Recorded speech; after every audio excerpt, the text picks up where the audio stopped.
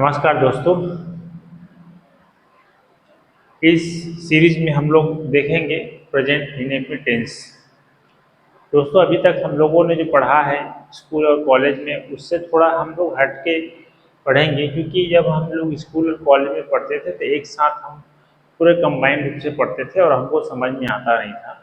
और नतीजा ये होता था कि जब भी हम नए कोर्स या नए क्लास में जाते थे तो फिर से हमको नए सिरे से पढ़ना पड़ता है। इसलिए हम लोग इस क्लास में, हमारे इस क्लास पे हम लोग थोड़ा सा पढ़ने का तरीका बदलेंगे और एक वन बाय वन करके हम समझेंगे। तो सबसे पहले हम प्रेजेंट इंडेफिनिट टेंस पढ़ेंगे।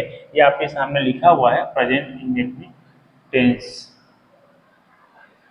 ये हम लोग जानते हैं कि प्रेजेंट इंडेफिनिट टेंस क्या होता है। हिंदी में जैसे वो कहते हैं वर्तमान काल को भी इंग्लिश में प्रेजेंट इंडेफिनिट कहते हैं। वर्तमान काल अर्थात प्रेजेंट इंडेफिनिट टेंस। अब प्रेजेंट इंडेफिनिट को समझने के लिए सबसे पहले हम फार्मूला ध्यान देते हैं फार्मूला की तरफ, कि जब तक हम स्ट्रक्चर को समझेंगे नहीं तब तक हम प्रेजेंट इंडेफिनिट को नहीं बेहतर तरीके से समझ सकते हैं, नहीं इसका इस्तेमाल हम आम बोलचाल में कर सकते हैं। दोस्तों, जब हम स्पोकन इंग्लिश की बात करते हैं तो स्पोकन इंग्लिश के लिए हमको सबसे पहले ये जो टेंस है उसको समझना पड़ेगा, क्योंकि जब तक हम टेंस को नहीं समझेंगे तब तक हम स्पोकन इंग्लिश में भी फोकस नहीं कर पाएंगे और हम अपना स्पोकन की ओर आगे नहीं बढ़ पाएंगे। इसलिए हमको टेंस समझना बहुत ज़रूरी है। तो आज हम समझेंगे present indefinite tense. Present indefinite tense का सबसे पहले जो हम फार्मूला है उसमें बात करते हैं। फार्मूला क्या हो सकता है? इसमें मोस्टली 4 प्रकार के सेंटेंस होते हैं, जिसे प्रेजेंट सिंपल हो गया, और उसके बाद निगेटिव हो गया, और इंट्रागेटिव और इंट्रागेटिव कम्युनिकेटिव। प्रत्येक सेंटेंस के 4 फॉर्म होंगे। तो चारों का हम सबसे पहले फार्मूला यहाँ पे समझते हैं। पहले प्रेजेंट सिंपल का, सब्जेक्ट प्लस वर्ब का फर्स्ट फॉर्म प्लस ऑब्जेक्ट, यह प्रेजेंट सिंपल है। ये प्रेजेंट सिंपल टेंस का फार्मूला है। और हम निगेटिव का फार्मूला देखते हैं, subject plus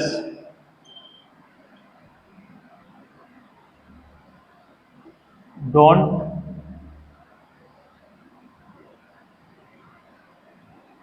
doesn't plus verb का फर्स्ट फॉर्म प्लस ऑब्जेक्ट। और ये निगेटिव का है, निगेटिव है।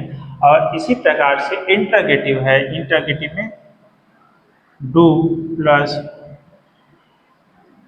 वर्ब का फर्स्ट सब्जेक्ट प्लस वर्ब का फर्स्ट फॉर्म प्लस ऑब्जेक्ट, ये इंट्रागेटिव है और इंट्रागेटिव है।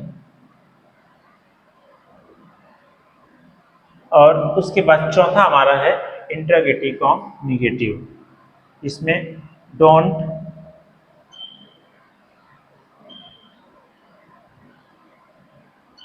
Doesn't plus subject verb object plus verb का फर्स्ट फॉर्म प्लस ऑब्जेक्ट। तो ये हमारा फार्मूला है। दोस्तों, यह फार्मूला है। इस फार्मूले में हमको सारे सेंटेंस को समझना है और इसी में हमको अभ्यास करना है। अभ्यास करते हुए आगे बढ़ना है। अब सबसे पहली चीज है यहाँ पे सब्जेक्ट प्लस वर्ब का फर्स्ट फॉर्म प्लस ऑब्जेक्ट। अब जैसे कि एग्जांपल के लिए है कि मैं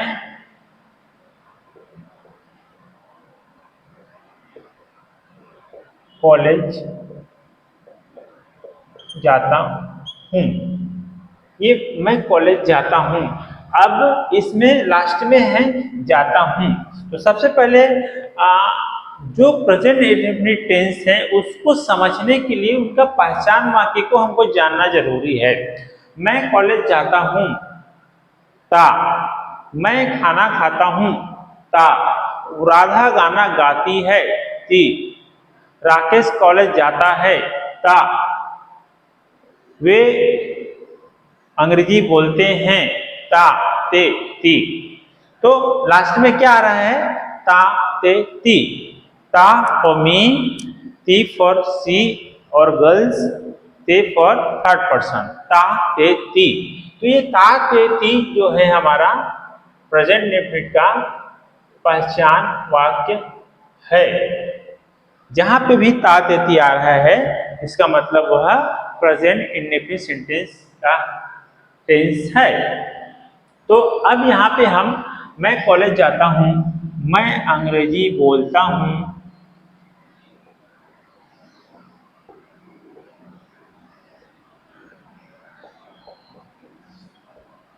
मैं अंग्रेजी बोलता हूँ, और ऐसे ही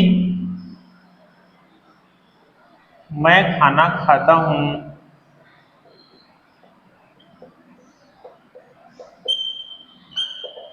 तो ऐसे जो सेंटेंस है वह प्रेजेंट इंडेफिनिट सिंपल सेंटेंस है।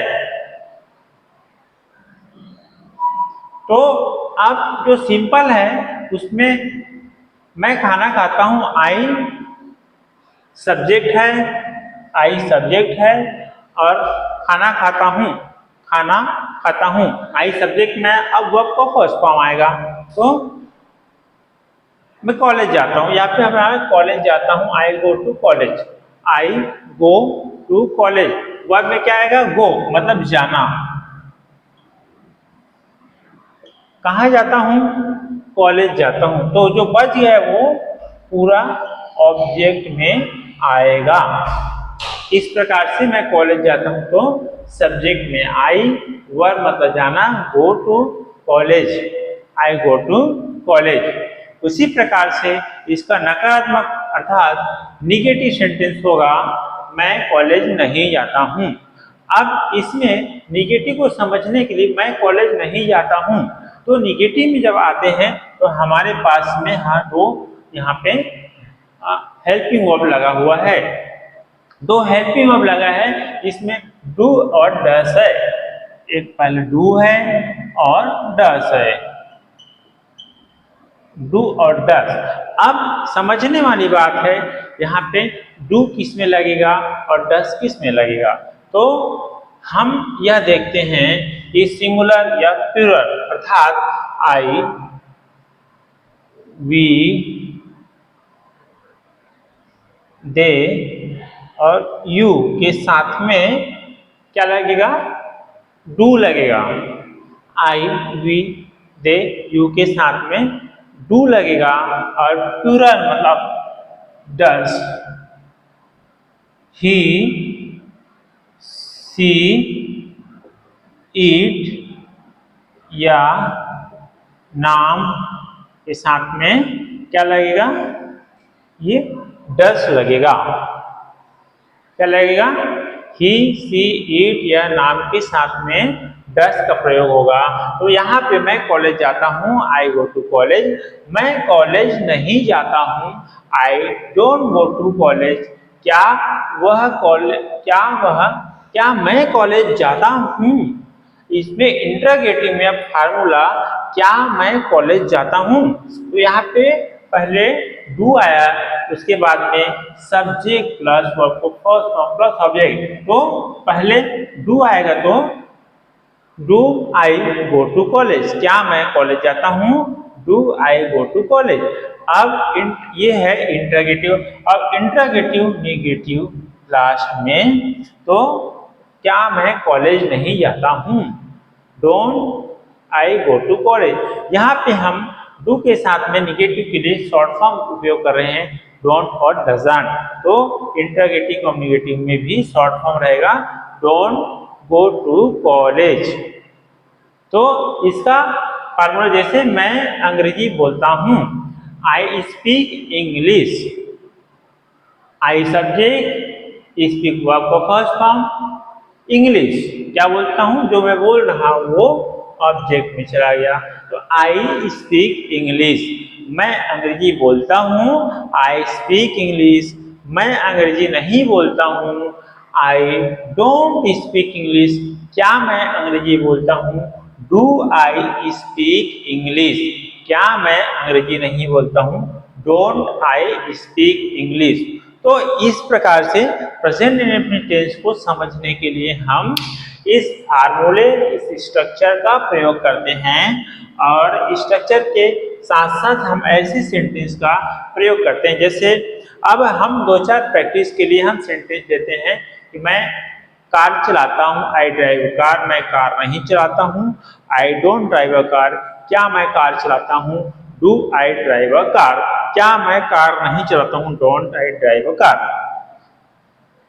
मैं खाना खाता हूँ, आई, अब खाना खाने के लिए हम ईट का प्रयोग करें या टेक का प्रयोग करें, दोनों एक ही है मॉडल में।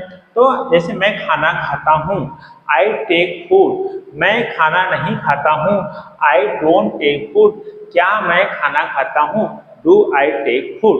तो इस प्रकार से हम इन सेंटेंसों का प्रयोग आसानी से कर सकते हैं और ऐसे ही प्रैक्टिस करके सारे स्ट्रक्चर को हम आगे फिल कर सकते हैं या इसके साथ में अभ्यास कर सकते हैं। क्योंकि जब आप अंग्रेजी बोलना प्रारंभ करेंगे तो ये सेंटेंस सबसे पहले आपको समझना पड़ेगा और आपको प्रयोग करना पड़ेगा, इस स्ट्रक्चर समझना पड़ेगा। क्योंकि जब तक आप स्ट्रक्चर समझोगे नहीं तब तक आप बेहतर प्रैक्टिस नहीं कर पाओगे और आप अंग्रेजी भी नहीं बोल पाओगे।